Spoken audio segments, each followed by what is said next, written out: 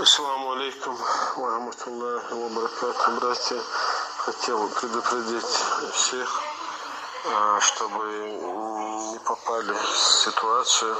Уже несколько случаев, в том числе и дома у наших родственников, девушка молодая отправила деньги на благотворительность, и ее арестовали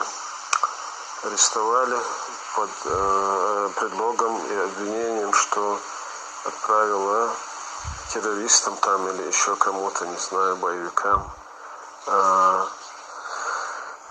1000 рублей она отправила.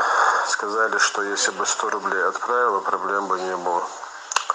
Сейчас все родственники решают эту проблему дома.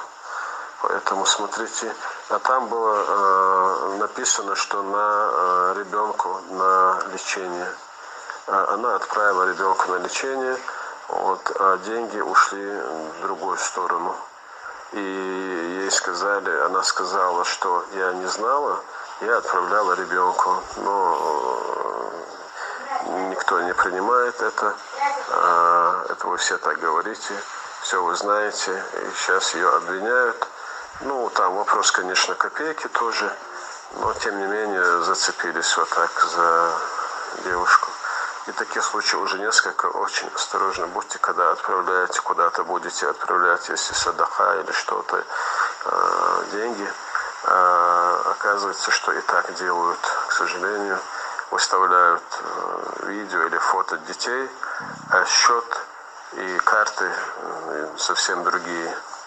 Просто ради Аллаха предупреждаю всех, переживаю, чтобы ни у кого не случилась эта проблема. Иншаллах. Я, честно говоря, тоже недавно небольшую сумму, но отправил. Сейчас сижу и думаю, куда же она пошла.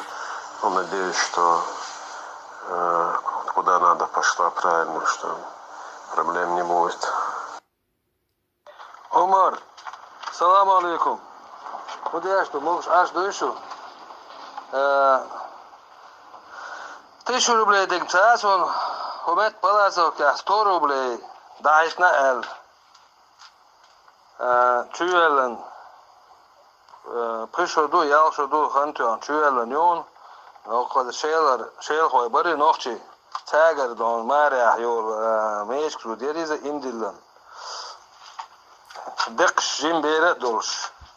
Ибере дон дедоми да долич. Юхал хада якани ona sigir şarapası taboylar ya. İş çüyelen çağırıyor. İzayon tüm tane çüyelene istorublej daytan yok. Kişi ayon.